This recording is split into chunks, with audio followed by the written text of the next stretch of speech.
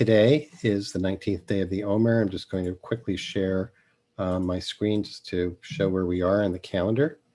And then we'll turn it over to our teacher for today, Heather Batchelor. So we are, for ourselves, nearing the end of week 3 of the Omer, 3 out of 7. The week of Tiferet, of balanced self. Each day of the week, of course, is has a minor theme or a quality that is subsumed within it. And today, the quality, and for each Friday, in fact, during the Omer this year, that quality is Hod. So here's where we are, day 19.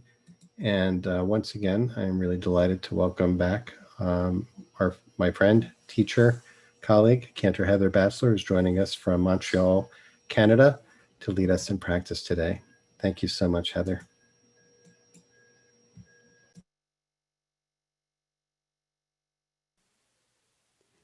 So thank you, Mark. If you wouldn't mind sharing the text, Adi.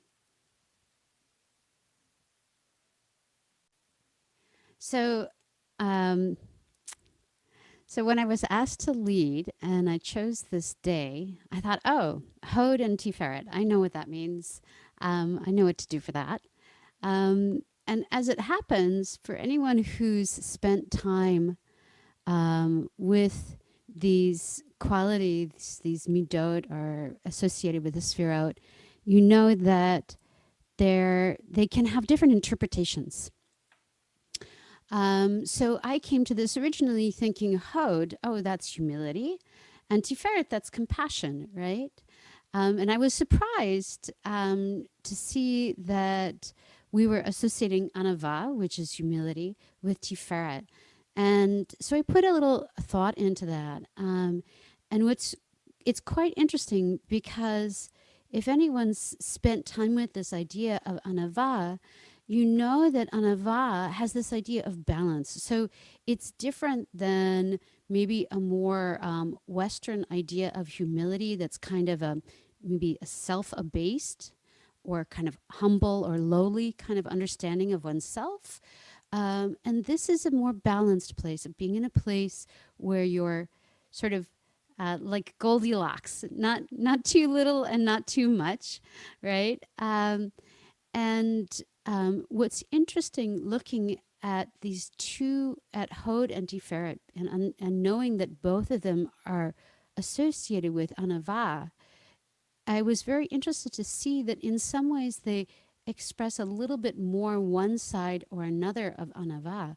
So if you look at Hod, right, we say that Hod is splendor, humility, acceptance, thanksgiving. And it has a sense, if you look at that, of being kind of receptive, right? Whereas Tiferet, this is beauty, harmony, truth, balance, compassion, humility, right? And there's not just there's both a kind of a complementary and sort of two sides of this here, right? So complementary, if you think about acceptance and you think about truth, right? So Hod has acceptance and Tiferet has truth. And of course, acceptance is really about receiving truth, of being able to be with truth as it is. And likewise, Tiferet has this aspect of compassion, and Hod has this aspect of thanksgiving, right? And those two have a relationship, right? Compassion is our ability to give, and is reflected in our ability to give, and um, and thanksgiving is reflected in our ability to receive, right? So, Adi, you can take down the text now if you like. And I was thinking about this, and it made me think about the way for many of us, it can be a challenge to be in balance with those things, that we tend to think of ourselves as representing at any given time one of those aspects, but not the other, of being all about giving or all about receiving, right? And even if you think about the challenge sometimes of being thankful, that it can be difficult to be thankful sometimes because there's may come with it this sense of debt, right? Um, and just to be able to recognize that even as we receive, we give, right?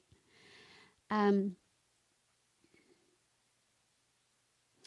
so in a sense, it's our ability to be able to be thankful, and at the same time that we're thankful, to be able to recognize that we still have the ability within us for compassion, and at the same time that we're compassionate, to realize that we have this capacity for receiving, and this vulnerability and this need to receive, right? So we wanted to work on a meditation today to work on balancing these two aspects: the aspect of being in the receiving mode and the vulnerability and openness that that requires, and the aspect of being in a compassionate mode and the generosity and giving that that requires. So I'm going to suggest that you come into a settled position that's upright and supported yet comfortable, that's itself in a balance, right? Both at ease but alert. And I want to take a moment to just bring us to our breath and just notice the movement of the breath in the body.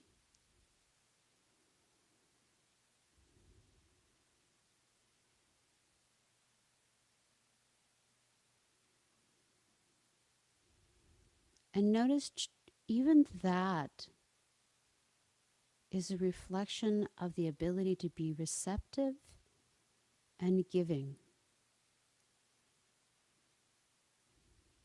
We naturally draw air in, receiving that gift of breath, and let it drop out, releasing it back into the world.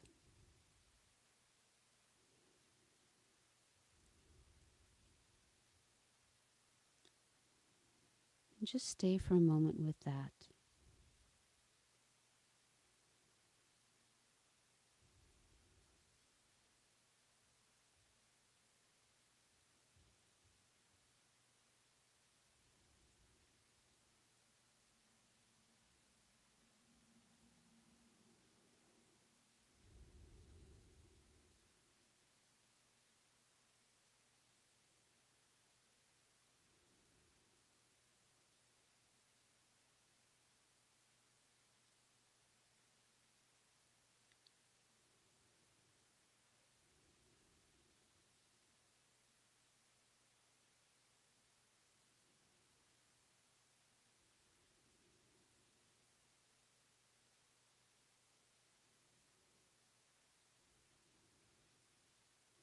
Noticing how the awareness of the breath grounds us in our bodies.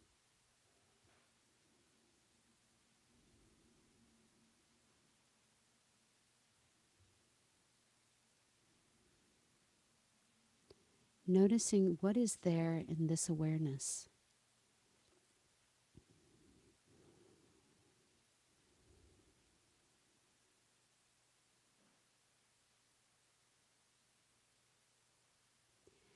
And now I'm going to suggest that you bring your hands into a receptive mode, perhaps with the palms up, as if you were ready to receive a gift with the openness that comes to that.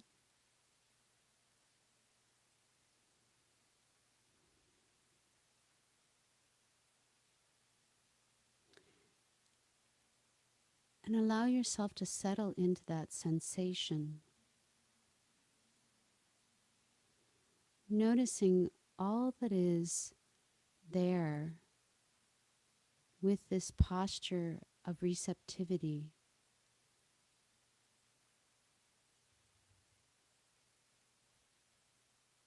with the vulnerability that is here in this posture of receptivity,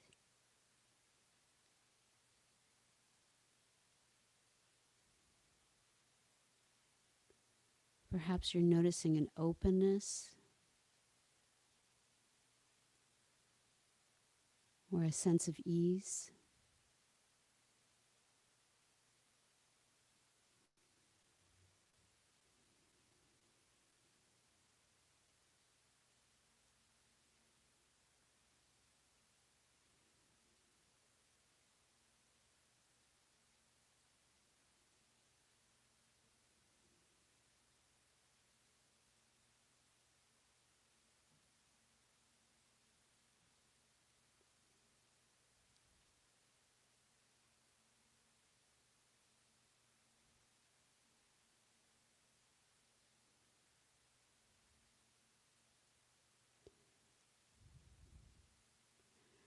Notice also any reaction you have to this position of openness and vulnerability, perhaps even need.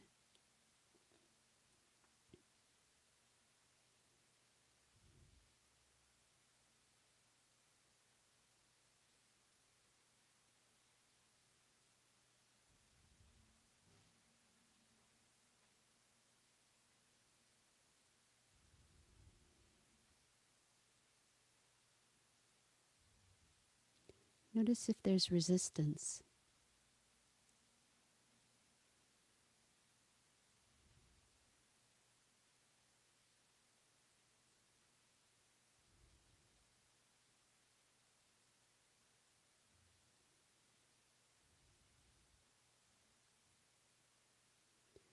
Notice if it feels simply habitually comfortable.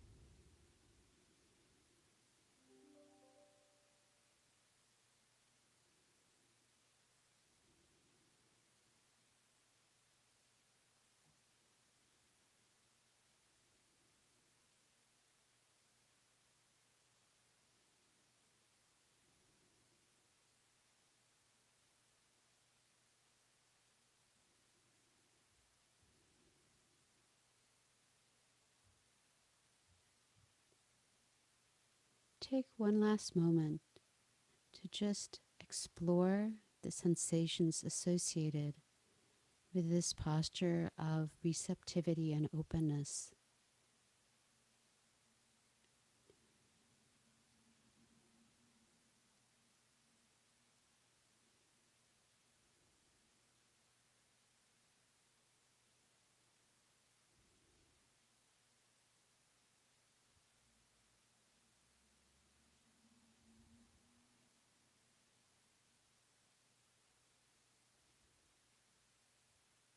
Noticing not just the hands, but any other part of your body that may be experiencing or reacting to this posture.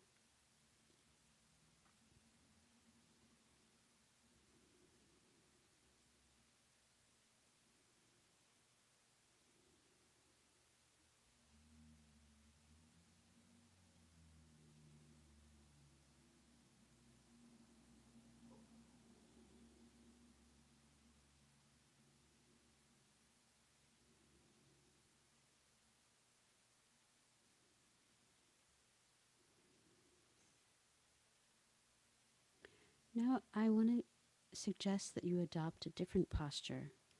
And this posture is a posture of blessing, of compassion. And you can take your hands, placing them facing down, hovering them gently, perhaps imagining your hands on the head of someone, a small child who you're giving a blessing to. Perhaps imagining that your hands have simply opened, granting a gift. Notice what this feels like.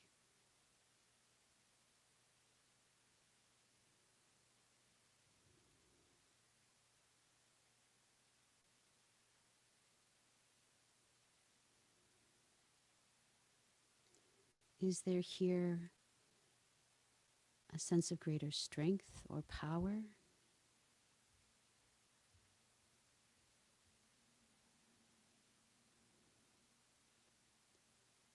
Do your muscles feel maybe more engaged or active?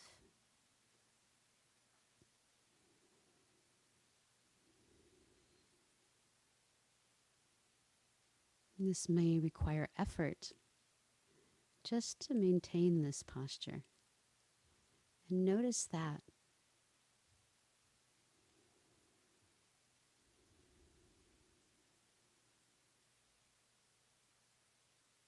Notice what it requires to be in this posture.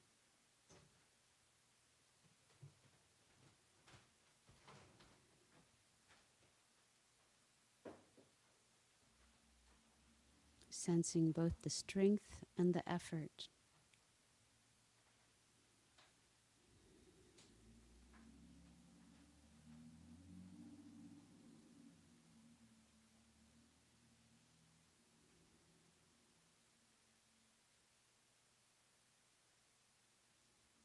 Noticing any reaction you have.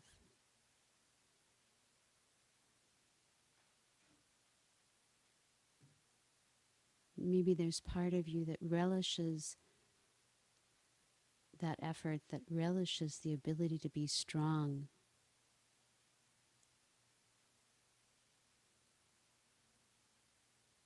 Or perhaps there's part of you that just wants to be able to put your hands down and return to a passive position.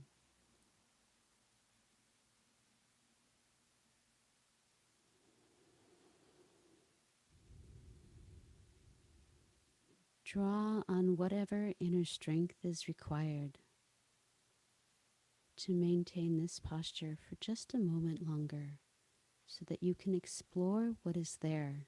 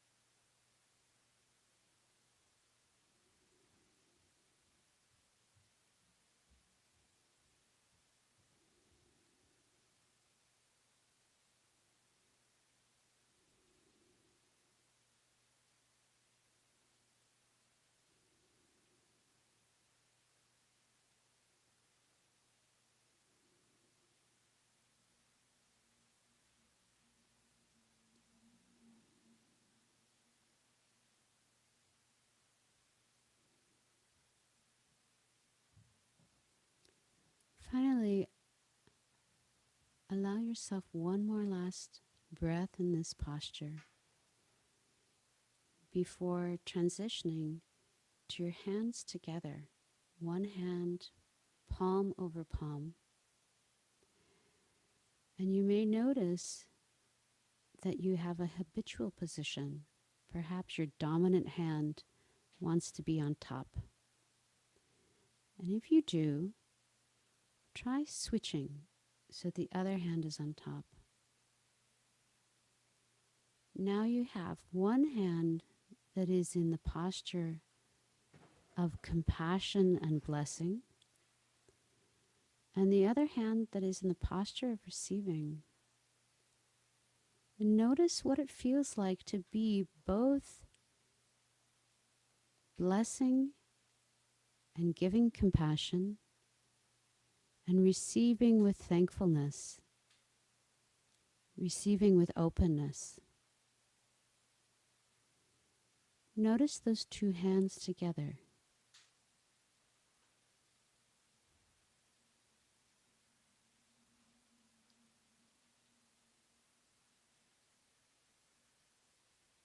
You may notice that the receiving hand is actually supporting the blessing hand. And in the same way, the blessing hand is receiving that support and is able to relax perhaps just a bit more.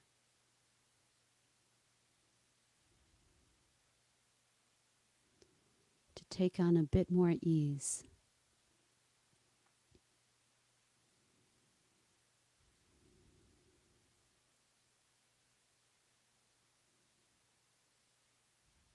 See what it is like to embody both of these aspects.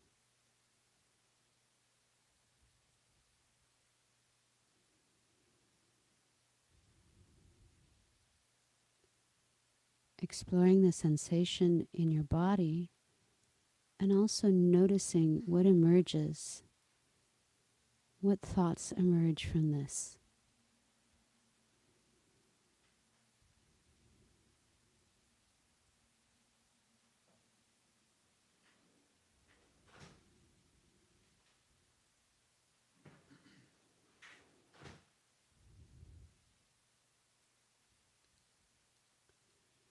You can take a few more minutes to explore this before we conclude.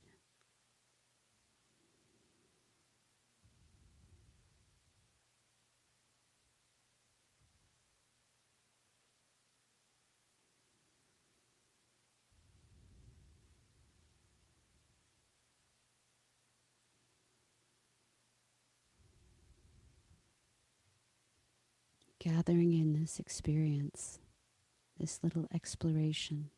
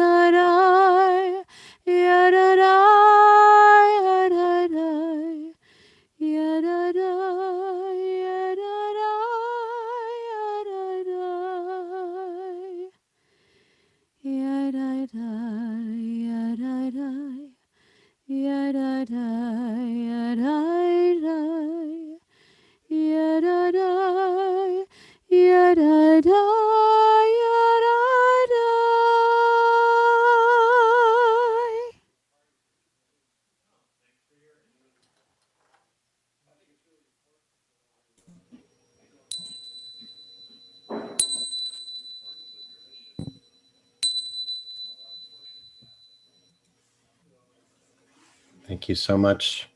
Cantor Heather Batchelor, leading us so beautifully in a practice for the qualities of Hod B'Tiferet, of receptivity and balance and in compassion. Thank you, Heather. So wonderful. Friends, we join together now to support each other and support those of us, especially who are in mourning or observing a yard site, for whom this is a time of loss, and provide that compassion for each other and that structure of support. Inviting those of you who are in mourning to add the name or names of anyone you'd like to include in our remembrance today in the chat box, either now or after Kaddish, and to rise in body or in spirit and join me. Yid Gadal, Yid Kadash, Shemei Rabbah. Amen. Yalma, Divra, Hibute, Yamich, Bakute, Chaye Chol, Yomechom, Uchaye, Bechol, Beit Yisrael, Agala, Vizman Karib, Nimru, Amen. Amen. Yehe Shmei Rabba Barak, Ora. Amarameh, Yitbarach, Tabach, Yitadar, Yitaleh, Yitalal, Shmei La'ela min birkat shirata, Shata v'nechama, Viran be'alma, Amen.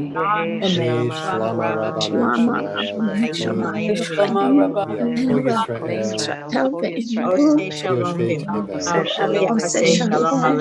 Amen.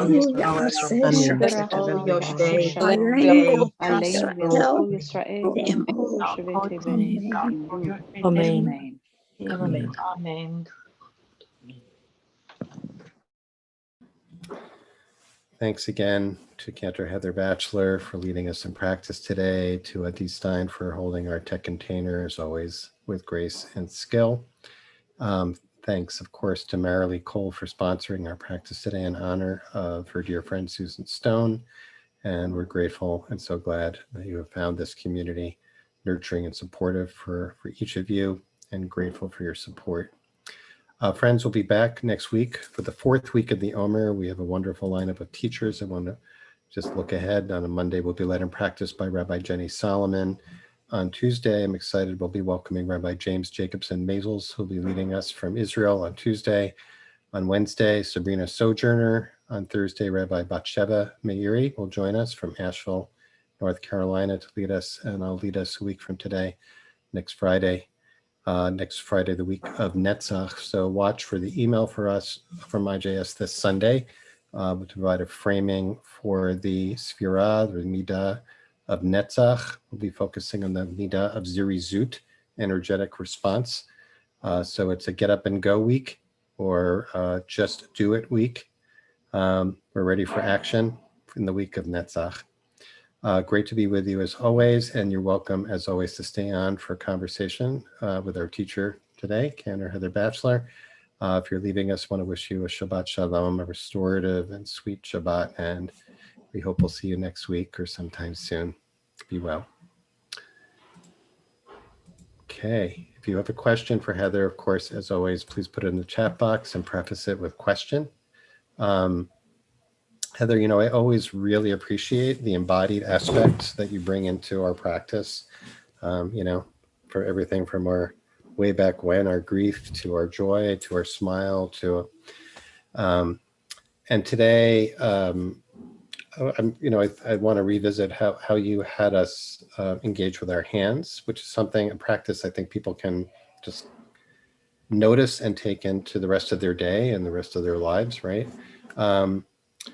So at first you had us sitting with hands facing up, right? As for Hod, for receptivity, and then later facing down on our thighs, as you said beautifully, as if we were blessing a little child.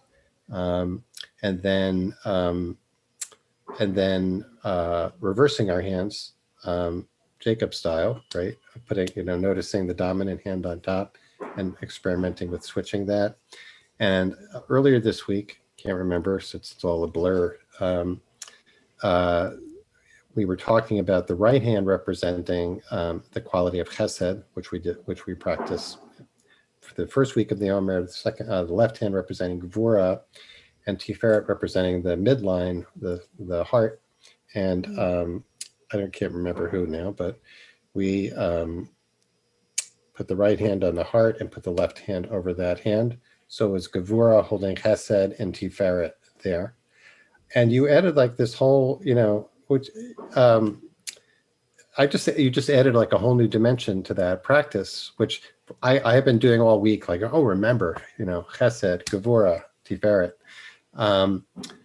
of noticing, because when I hold the chesed here and I put the gevura over it, my left hand over it, which is my non-dominant hand, I feel like I am kind of impressing compassion into my heart. And when I reverse it, I feel like that's also helpful. That's tempering my instinct to be harsh.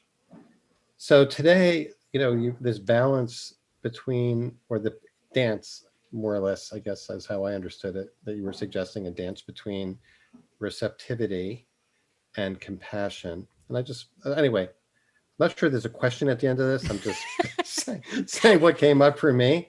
Maybe you can talk a little bit about, just to unpack that again a little bit, about the interplay between the hands facing up in a receptive mode and the hands facing down in a compassionate mode, as if we were blessing ourselves or soothing ourselves or soothing others. Right. I think originally I came to this thinking of it as Hod B'Tiferet, as like the humility or the anava that exists in compassion, and how sometimes we can get sort of addicted to being the compassionate one, the one who gives compassion, and instead of remembering, that, and then it can be difficult to be the one who receives. I think a lot of us have some challenge with that. As much as receiving compassion should be the most fabulous thing in the world, for a lot of us, we have some resistance to that, right?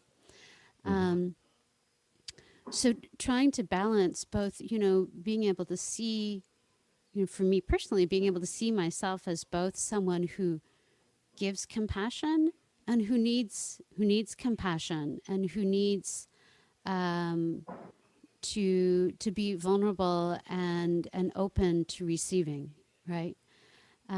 So I think a lot of it came out of that desire to work on balancing those two, and feeling that, I recognize it as something that that I experienced myself as a challenge. Right. So Balancing compassion for self and compassion for others. yeah. Right. I see there's a couple of questions. Mm-hmm. And Yep. so I recently found out that I do not have 20/20 vision. So so Mark, if you don't mind reading the question. Yeah, no, I say no. So here's a question, Carla. When I had my palms against each other, but I was reversing my dominant hand, I experienced a discordance, but also a greater sense of awareness of reviving and giving. Did you have any comment on that awareness from discordance? Yeah, why did you ask people to do that, to reverse It was the dominant? yeah, that was exactly the reason, is that I realized that at least for me, the putting my non-dominant hand on top of my, in this sort of, clasping it in this posture, is so habitual that it's almost like my awareness kind of turns off a little bit, because it's so habitual. And just in the same way that oftentimes, when we touch someone else, we can be so much more keenly aware of touch than when we touch ourselves, right? And that was the reason that I chose to sort of reverse that, just because it did encourage a keener kind of awareness of the touch. The other question really relates to what you were saying. Sitting in receptivity was so delightfully nourishing. Spine stayed straight, and belly soft, straight and strong, belly soft. But when I moved to blessing mode, which is a habitual start for me as an empath, a massage therapist, etc., I noticed for the first time my spine rounded, my chest collapsed despite warm hands and willing spirit. How do you recommend we strengthen the notion of giving from a place of comfort in receiving and worthy of our own strength even while giving? How do you recommend we strengthen giving from a place of comfort in receiving? So I do want to acknowledge that the blessing posture that I used is physically more challenging, right? Mm-hmm. So the experience of having a different reaction may also just be because that was a physically more challenging position. On the other hand, it's also that position is with the hands pronated, which is the more natural posture. It's actually a more ergonomic posture. Which one is? Hands pronated. So in other words, when our hands are facing back, if you think of originally being, originally crawling on the ground, right? Mm-hmm. That having our hands facing back is the more natural position Mm. and the more ergonomic position. So anyone who's done Alexander technique will always sort of encourage you to pronate your hands when you're walking or moving. So in a sense, it has a little bit more strength to it because it's a more ergonomic position. But the fact that I asked people to sort of hold that position up requires much more muscular engagement. So first of all, I wouldn't want to assume that because in the exercise that position was more challenging, that it necessarily means that emotionally it's more challenging. It just gave a chance to sort of explore, what does it feel like to be sort of, in a sense, the stronger, right? Mm-hmm. And what is the effort associated with that? Hmm. And one more question. Let's see. One more question here up from Leah about, would you say a little bit more about the two sides of humility? I don't know if that means the two ways of understanding humility, like you were talking about, like the kind of the deprecation Right, versus the balance. right.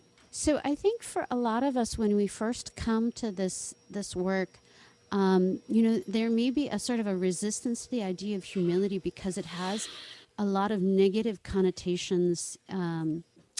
It can have negative connotations or associations in Western culture. So in other words, humility can be associated with a kind of humbleness that's sort of self-abasing or seeing oneself as sort of lowly. Whereas anava, Oh, which is mm-hmm. most often translated as humility, really is about seeing oneself as balanced. So anyone who's done like 12-step work, knows about this idea of, not having, or they say, Right sized. yeah, right-sized, exactly. That, you don't have to be, see yourself as either always a better than or always a Mm-hmm. worse than, that you can be just, just right. So I think that that's a lot of what anava is about. And that also means being able to be both receptive and giving, right? Right. Because it's sort of being able to be strong, to see oneself as strong enough to give, but also see oneself as vulnerable enough to need. And worthy of receiving. And worthy. And worthy. Right. Yeah. Yeah. Yeah. Yeah. Yeah. So that question, Leah, clarify that, because I think it might, and this might be an area of confusion for some, since we're associating this week of Tiferet with the quality of Anava, and traditionally also the sphere of Hod, as you said, is associated with Anava. So I don't want to put you on the spot here, but do you have a sense about the difference, or whether that's synonymous or different, a different That's, sense of humility? I was struggling with that myself because, like I said, I was taken a little bit by surprise by that. Mm-hmm. But just the sort of, contemplating it that I've done since discovering that was the approach. I think that in a sense, both of them are reminders that they're a real piece of that, of each, right? Mm-hmm. So to really give compassionately, you have to have Mm-hmm. humility. You think Mm-hmm. of the example that we're given that, the ideal tzedakah is tzedakah where that's anonymous and that the person doesn't know that we're giving to them and we don't necessarily know who we're giving to. And the idea, I think, behind that is that you never want giving to be about a power dynamic, right? So real compassion has humility lodged into it, right? And in the same way, real thankfulness requires humility, right? Right. Right. We can, I don't know if anyone else that has ever felt that struggle of thankfulness of like, I'm thankful, but I'm also sort of like, yeah, well, you can be generous because, you've got it all. So, Right. right. Right. So there's also Right. that kind of humility that has to come in order to be thankful, Yeah. Yeah. So yeah, so gratitude. For the purposes of this journey through the Omer, Hod will be the week of Hodaya, of gratitude. But we'll also see how they're all linked, and they're all, part of the reason it gets confusing is that in some sense they're all subsumed within each other. They all contain all the others. Michael just put in the chat the quote from C.S. Lewis: "Humility is not thinking less of yourself; it's thinking of yourself less." Which kind of captures it. And it also is clear that it doesn't mean not thinking of oneself at all. It's just thinking of oneself less. So it's a balance um, uh, between self and other, between compassion, like you led us in beautifully today, compassion for others, compassion for ourselves, attention to others, attention to ourselves, and that Gevura provides that framework for honoring the boundaries that define ourselves and reminding us that we're deserving and worthy of compassion, care, etc. So last question, quick one, the closing nigun, where was that from? When you started, I was thinking it sounded something like a melody that Cantor Louise Treitman, who's I know is on, sang some point this year. But what was the nigun? The nigun I learned from Nehemiah Poland. And I think it is actually, a very old Karlbach nigun, so sort of pre-Karlbach being famous Karlbach Mm-hmm. nigun. So I know there's a lot to unpack there, but Right. We're not going to do that. We're not going to do that now. yeah, we're not going to do that But now. it was a lovely nigun. That was my point. It was a lovely nigun. Thank you. Thank you. All right, everyone. Heather, thanks as always. That was wonderful. Really, thanks for leading us with such skill and sensitivity. And thanks everyone for joining us for our Friday sit. Shabbat Shalom to all, and hope to see you next week on Monday with Rabbi Jenny Solomon.